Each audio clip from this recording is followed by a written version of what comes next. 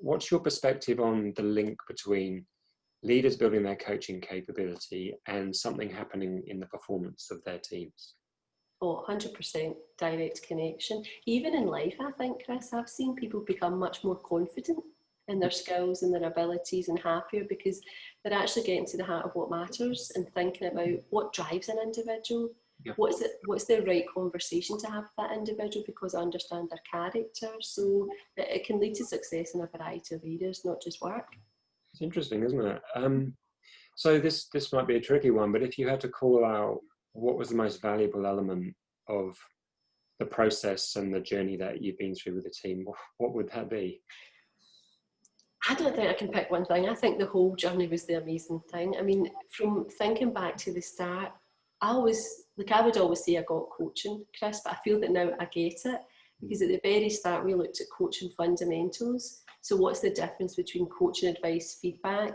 And that was quite instrumental, because it's okay to have coaching feedback or advice. They all have their place, but we had a lot of preconceived ideas that coaching has to take a long time. You have to have an hour meeting, but actually now I see leaders having coaching on the fly. It comes out in a chat conversation. They're asking questions. I've seen it happening in meetings. When we're in meetings, it turns into a coaching conversation. So there's a whole mindset change there. For other leaders listening to this, Sharon, what would be your tips for them going through this process? What would you call out that they need to be prepared for or think about? I think the first thing is, I'm back on the journey. It's been absolutely amazing, and it's the continuous learning. You learn all the time with coaching.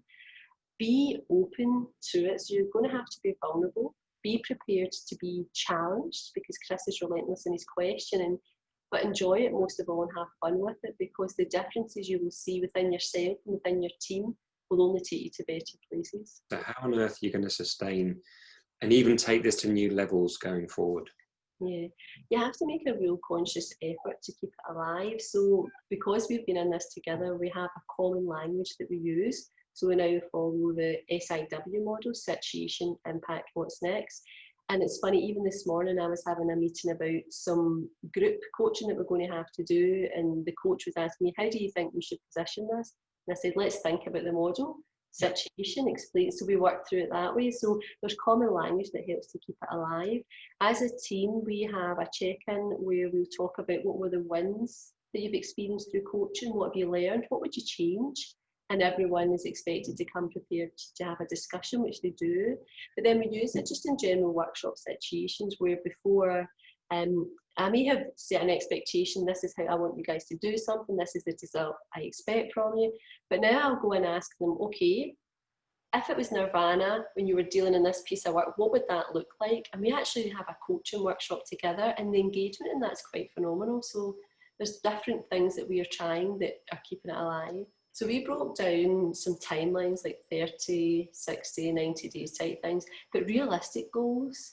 So we didn't set ourselves the more extreme goal in the shorter time. We thought, what are the things that we can commit to, that we can do on a day-to-day basis to keep us accountable for coaching?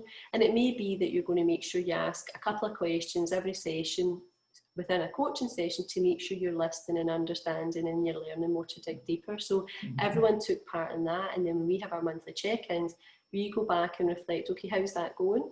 And that becomes a coaching conversation to see that we are doing the things that we said we're doing, or we support each other to make them come alive. That's wonderful, Sharon. Thank you so much for sharing your time and your thoughts. And I wish you all the very best in your journey going forward. Thank you.